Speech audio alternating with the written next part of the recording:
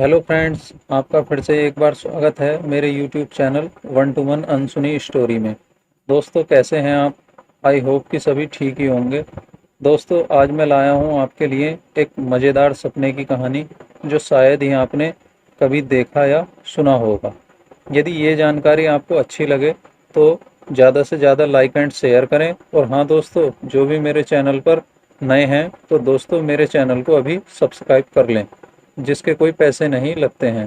तो चलिए शुरू करते हैं मेरे सपने की कहानी। पूरा दिन जब काम में बिताया हो तब रात को बिस्तर पर गिरते ही नींद आ जाती है। जब नींद आती है तब हमने कभी सोचा ना हो ऐसे संसार में हम चले जाते हैं। सपनों की एक लहर आती है। एक पार्टी को मैंने एक सपने के बारे में बताया। एक दिन मैं भरपूर नींद में था कि सपने की दुनिया में खो गया। जैसे मैं 64 साल की उम्र का हो गया हूँ। शारीरिक स्वास्थ्य से कमज़ोर हो चुका हूँ। सर के बाल भी कम हो गए हैं। जो कुछ बचे हैं वह सफ़ेद हो चुके हैं।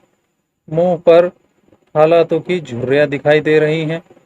दाढ़ी के बाल भी बढ़ चुके हैं।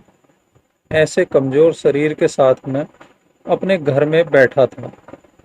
यह घर है जैसे कि स्लम में एक छोटा सा कमरा। कमरे के एक कोने में रस्सी की एक चारपाई थी। चारपाई के सामने की ओर मैं बैठा था। चारपाई पर बीमार बीवी सो रही थी। डॉक्टर ने उसे ठीक करने के लिए बाईपास सर्जरी करवानी पड़ेगी ऐसा कहा था। सर्जरी के लिए ढेर सारे रुपए लाएं कहाँ से? पैसे तो बहुत कमाए पर जिंदगी में कुछ ठीक तरह से प्लानिंग नहीं किया। कमाई के कुछ पैसे एक के दो करने में रुके हुए थे। बेबी उठ गए। नसीब ऐसा पलटा कि एक सुंदर सा फ्लैट भी बेच देना पड़ा। जहां बैठा था वहीं एक फाइल पड़ी थी जिसमें ऑपरेशन के लिए डॉक्टर के कोटेशन थे। कुछ मेडिकल रिपोर्ट्स थीं और फाइल के ऊपर के हिस्से में चैरिटेबल ट्रस्ट के 2 पेज थे। उसमें उनके नाम की बताई गई चैरिटी के लिए एप्लीकेशन की गठरी थी। साथ ही बेटे की बीवी ने आधा कप चाय बनाई थी। उस पर मक्खियां भिनभिना रही थीं। चारपाई पर सो रही बीवी बोली, अरे बूढ़े, ऐसे ही बैठे रहोगे तो ऑपरेशन इस जन्म में हो गया। मैंने कहा, शुभ शुभ बोलो, सब कुछ ठीक हो जाएगा।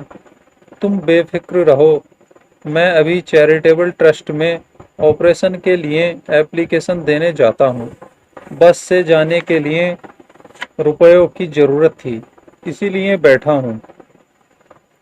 धीरे से बेटे की बीवी से कहा, बेटी, बस भाड़े के लिए कुछ रुपए मिल जाएं तो चैरिटेबल ट्रस्ट में ऑपरेशन के लिए एप्लीकेशन दे आऊं। यहाँ से चैरिटेबल ट्रस्ट का ऑफिस बहुत ही दूर है। बहू का क्रोध और ताने शुरू हो गए। बस आप सबके लिए पैसा खर्च करना ही उनके नसीब में लिखा गया है क्या? पूरा दिन ऑफिस में मेहनत करें और आपको बिना काम के बैठे रहना है, भाड़े में पैसे खर्च करने हैं। यह कटु वचन सुनने के बाद मैं घर से बाहर निकल गया और चलकर ही ट्रस्ट के ऑफिस में एप्लीकेशन फॉर्म देते देते कब दिन खत्म हो गया इसका पता ही नहीं चला। थका हारा जब घर आया तो घर का दरवाजा बंद। अंदर से बहू की आवाज़ सुनाई दी, बस बहन जी, एक आपकी कमी थी। आप भी जले में घी डालने आ गई। आप सबसे मैं और आपके भाई थक चुके हैं। बाप रे, आप सबकी बीमारियां तो मुझे लग गई हैं। इससे तो बेहतर है कि भगवान हमें मौत दे दे। मेरी एक बेटी थी, उसे ससुराल में खुशियां नहीं मिली। उसकी भाभी उसे यह सब सुना रही थी। मैंने बाहर से धक्का लगाकर दरवाज़ा खोला। रोते रोते बेटी ने मेरे पैर छुए। बोली, बाबूजी, मैं बहुत दुखी हूँ। अब मैं वहाँ नहीं जाऊँगी। अब तो दुख या सुख में आपके साथ ही रहना है। जबरदस्ती भेजोगे तो आत्महत्या कर लूंगी, पर ससुराल नहीं जाऊंगी। यह सुनकर सांत्वना देते हुए मैं बोला, बेटी शांत हो जाओ, ऐसा मत बोलो। मैं सोच की उलझन में डूबा था। ईश्वर से कहता था कि हे ईश्वर, इस ढलती उम्र में इतना सारा दुख। इतने में मेरी बीवी की आवाज आई। उसने मेरी चादर खींची और ऊंचे आवाज में बोली, अजी सुनते हो, उठ जाओ, सुबह के 8 बज गए हैं, आज ऑफिस नहीं जाना है। तभी मेरी आंख खुल गई, सपना टूट गया। मेरी बीवी एसी का बटन बंद करके मेरे पास बैठी और मैंने कहा, पगली, इतनी देर से क्यों उठाया? थोड़ा पहले उठाना चाहिए था ना। मैं आंखों को उंगलियों से सहलाता उठ खड़ा हुआ।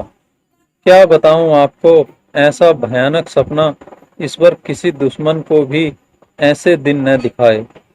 यह सपना सुनने के बाद मैंने दूसरे काल्पनिक सपने के बारे में बात शुरू की। ऐसे ही थके हारे एक दिन कब नींद आ गई कुछ पता नहीं चला और फिर से सपने में खो गया। मर्सिडीज गाड़ी की पीछे वाली सीट का दरवाजा खोलकर मैं अपने अद्भुत बंगले के पोर्च में से मेन गेट की ओर जा रहा था। बंगले का दरवाजा खुला। नौकर ने सलाम किया। मेरी उम्र 65 साल की थी, पर कोई मुझे देखे तो 40 साल से ज्यादा न